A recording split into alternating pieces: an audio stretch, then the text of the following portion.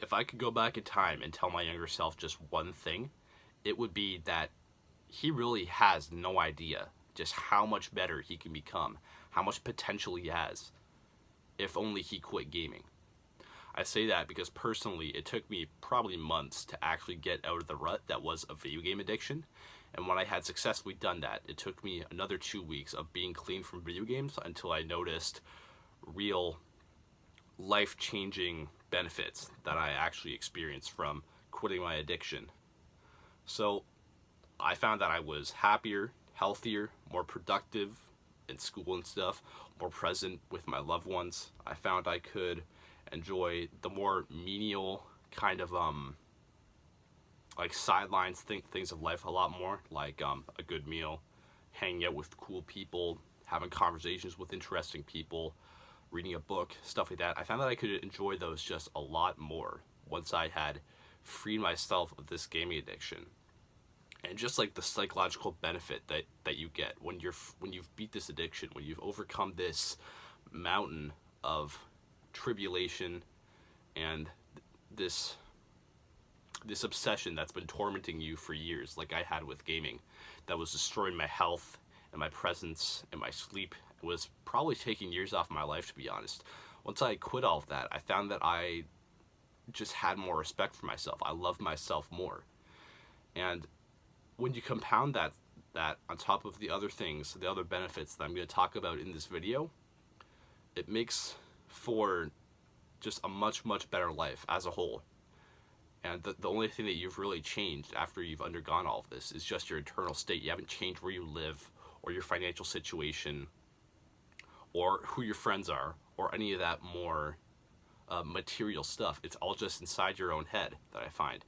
And once I changed what was up here, I was a lot more able to change the people and the circumstances around me for the better. So that's why this video is about every benefit that I experienced after the first week of quitting video games.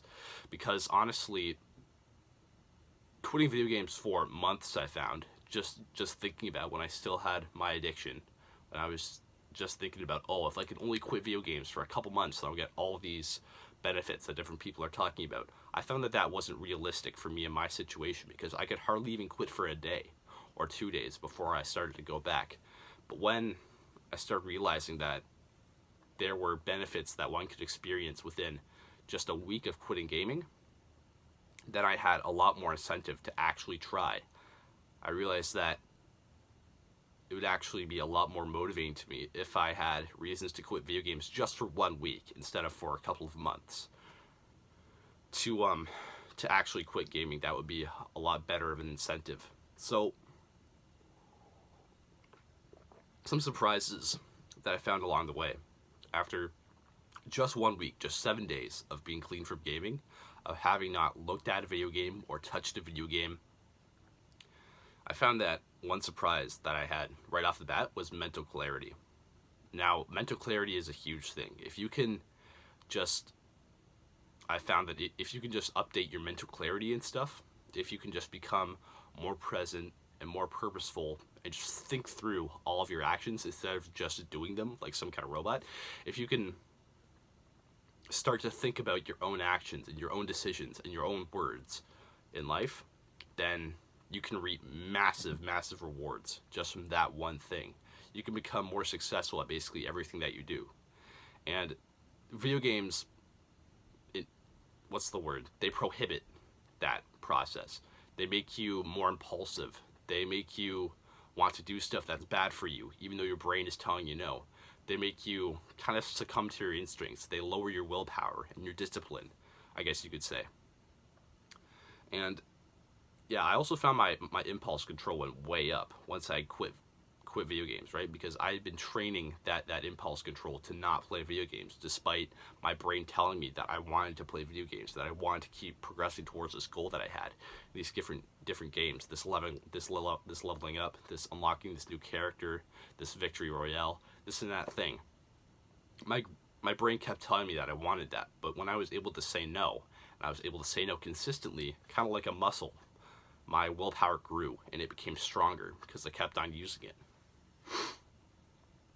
So yeah, those are the first two benefits, and willpower and mental clarity can carry over into like anything in life, any area of life. They carry over into finances, into your career, into your relationships. Once you have the ability to think about decisions and do high level decision making basically, and to be present with others with mental clarity, and to be able to not do things just because you feel like doing them, like not attacking someone just because you're mad at them, or just screaming at someone because you're mad at them, for one example. That can do wonders not only for your relationship but for any other area of life. Like imagine you're having an argument with your family member or your loved one a couple years down the road, and it elevates to the point where they're like screaming at you for something. Instead of you screaming back, or instead of you like physically or verbally attacking them, you can step back and say, well, because I have so much mental clarity now, because I quit video games, because I had this skill of being able to moderate everything and think about what I want to do and whether that's a good decision from my quitting video game days, because I've learned that skill, as it were, then I know how to respond appropriately to this. I'm going to respond in a moderation kind of way, instead of just acting like some kind of monkey and just screaming at them, right? And all of that stems, that appropriate response that you find for these kind of things, that stems from you being able to quit video games, in a sense. This quitting video games, this is an opportunity, I find, to learn how to become a better person, to learn how to moderate your will, to learn how to moderate that monkey voice inside of your head that tells you to go and eat the junk food, that tells you to do this and that impulsive thing, if you know what I mean. And once you learn to master that, that can carry over into any other part of life. So I'll stop harping on that, as awesome as it seems. And then, you also begin to have more pleasant and honest conversations with others. I find this is because dopamine obviously is a big thing with video games. And when your mind gets overstimulated with dopamine, when it gets like an overdose on dopamine, as it were, like a mega dose, like a huge dose, that you can't really focus on anything that's more boring than video games, as it were. So for me, a big thing that I found boring was like making small talk with people and trying to have conversations with people, because I couldn't understand people. They didn't make sense to me. They were emotional, and they went on tangents, and they didn't speak correctly. They weren't super articulate, and I couldn't really understand them because I didn't have like a system to understand people. So what I had to do was expose myself to people more in order to get better at social interaction. And I could only do that once I quit video games, because when I was playing video games, I would just think about gaming all the time when I was talking to people, because video games permeates every other part of your brain when you're playing them. This sounds like crazy woo-woo, but it's been proved by like neuroscience, and also by just like anecdotal stories that I've heard and my own experience, that when you're playing video games, your mind fixates on gaming 24/7. It fixates on strategies and tactics for these different games that you're playing.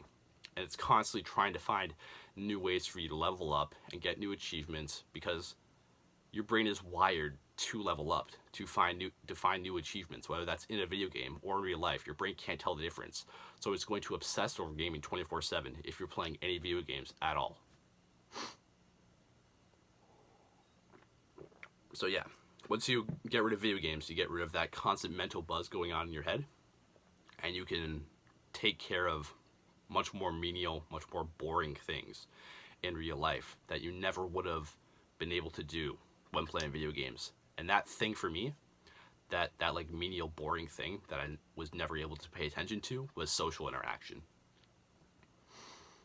And I'm far from being the best at it, but trust me when I say that my experience has like compounded by 10 times ever since I stopped playing video games. And that is a huge, like massive benefit that I can't understate. So yeah, moving on to the small wins part. So the hardest part of these early days of quitting gaming and having cravings and saying no becomes 10x easier when I had engaging and more meaningful things to do rather than gaming, whatever that was, right? So as a practical example of this, I took up lifting and working out, going to the gym, as a substitute for these urges that made me want to play games, right? Like what my brain wanted to do, like level up, have achievements. I tried devoting that part of my brain, those impulses that I had, towards building muscle and getting more athletic, rather than just sitting at a screen for hours at a time, right? So once I started going to the gym consistently, I didn't want to play video games as much as I used to, because I had other things going on. I had more of a life outside of video games, as it were. So I wanted to play video games less because I was devoting my effort towards building muscle, going to the gym. And when you have less incentives to play video games, you're obviously going to play video games less. And when I started playing video games less, I realized, oh, I've quit video games for 3 days now. I've never done that. That's an amazing achievement. And then I got to 4, and then 5, and then 6, and then a week. And when I got to a week, I basically felt like Superman. I felt like him. I felt like the main character, because I had beat this part of me down for like a week. I had mastered my impulses for an entire week. I felt like a Buddhist monk on steroids. I felt like I could master any part of myself, and that made me want to quit them for another 2 weeks and see how much more better I could be then, right? I kind of gamified this phase of my life that was quitting video games. And every day that I was off of video games, I became more and more incentivized to not play them anymore, because I was doing more stuff outside of video games than I was inside of video games. It was basically just like this rehab part of my life that was just me transferring away from gaming and towards other things, just like slowly making like little micro changes that made gaming less a part of my life.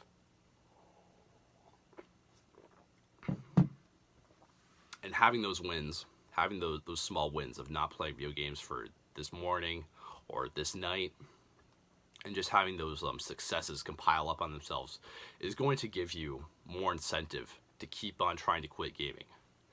By the way, if you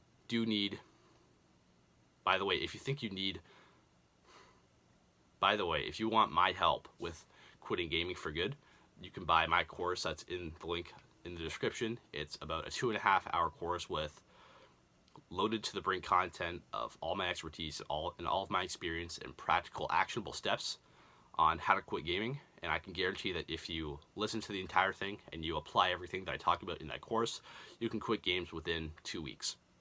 And you'll get all of these benefits that I talk about in this video and more. And it's such a freeing experience. I would love to share it with you. So go ahead and check that course out if you are interested in breaking free from this addiction with my help. So yeah, it takes months for others to change their perception of you. That's the final point for this video. But when I was originally trying to quit gaming, people always had this perception of me. I would talk about video games a lot at school. I would try and relate to other guys in my class about the games that we played. I would talk about gaming nonstop, and soon enough, after a couple years of doing that, I became perceived as the gamer guy. I became perceived as the guy who played this and that game that I always talked about, right? That was how people perceived me. I was put in this box where I was a nerd now, and realistically, I had put myself there. Nobody else had, because gaming was basically like 80% of what I talked about when I ever did talk to other people, because it was my obsession. So people started putting me in this box of being a gamer, obviously. So that's why for every stereotype there's a bit of truth to it, right? That's like one example. But when I successfully quit gaming, it then took people months to change their perception of me. It took them months to realize, oh, he's not talking about gaming all the time. He's more present. He's able to focus a lot more on different subjects. He's able to have good conversations with people now. He's not super awkward anymore.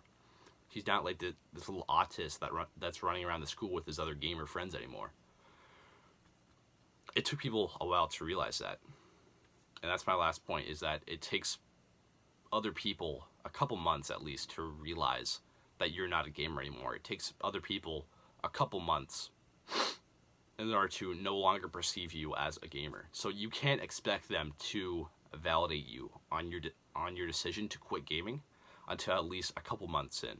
And that leads onto a broader point where you shouldn't really rely on other people for help when trying to quit your gaming addiction. Not to brag, but I quit my gaming addiction all by myself. I had no extra help. I was hanging around gamers every single day at school. I basically distanced myself from them as well, and I underwent this 3 to 6 month long transformation where I basically just cleaned up my entire life and turned everything around. Started going to the gym, started meditating, started gratitude journaling, started reading nonfiction books, started leveling up my social skills and my speaking skills, and just getting better at everything that mattered to me in general. And it was only after that grind period, that alone period, that people's perception of me really changed, and they started validating me for quitting gaming. They're like, well, what did you do? You seem more present now. You seem more personable now. And well, I told them that, yeah, I quit gaming. It was hard, but I did it. And then they told me, oh, good job. That seems hard. That seems difficult. So that whole period took a while. And yeah, you should not rely on other people's validation of you, of quitting gaming, until at least a couple months in. You shouldn't derive people's congratulation of you quitting gaming as a real reason to quit gaming, right? I hope you understand what I mean here, but you have to be comfortable with going down this road alone. You have to be comfortable with trying to quit gaming, and everyone's calling you weird and a wimp and maybe like gay because you're trying to quit gaming. You have to be okay with people expressing their opinion of you and not taking that personally. That's a big part of being an adult, is being able to go out and do your own thing that you want to do and not caring about what other people think. Once you have that, you can do anything. Quitting video games is just one of the many things that you can do. Once you just stop caring, you stop giving the attention that other people demand you give them when they try and criticize you for the stuff you do. So yeah, don't wait for other people's validation of you when you're quitting gaming. Don't even talk about quitting gaming, to be honest. I had this one friend who realized just how much better I had become from quitting gaming, and then decided to do it himself. And then he tried telling other people about it, just like right from the start. Just like, oh, I quit video games because they're bad, and here's why they're bad. He tried having like a debate about them, like a discussion with these other gamer people, these other ignorant gaming people, about why it was bad, without having any of the results. He was still just like this awkward gamer kid. But he tried to convince them just how bad quitting gaming was, just like based off of his own logic and his own experience. And of course, they didn't care. They didn't care about his accomplishment of quitting gaming because he wasn't even there yet, and he still plays games to this day and tries to justify it as like social time. He's still addicted. He's still on that path, and he still tries to talk about just how bad gaming is for you without having any of the results. So please, please, please, if you learn one thing from this part of the video, don't try to evangelize you quitting gaming to anyone until you quit video games successfully for 3 to 6 months. Like, please.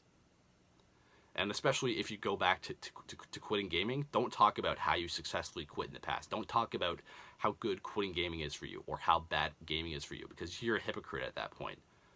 So yeah, just don't be a hypocrite when it comes to this kind of stuff, because you make everyone else who quit video games and successfully did it and manages to keep their mouth shut about it look bad. You make everyone who's actually committed to this and who actually stuck to it in long term look bad. That's just a side point. That's just something I got really angry about when I saw that the one friend that I knew tried to do it. It really pissed me off when he tried to act like he had done this amazing accomplishment when really he was just weak and hadn't even been doing it correctly and hadn't even been putting in the work. He had tried to get all the glory and the validation from it. So yeah, that's the final point for this video. That's everything I learned about all the benefits that you experience within the first week of quitting gaming. I hope this helped. If you found this video helpful, go ahead and leave a comment, subscribe, like, share this video. And yeah, I'll see you next week. Or I'll see you in the next video.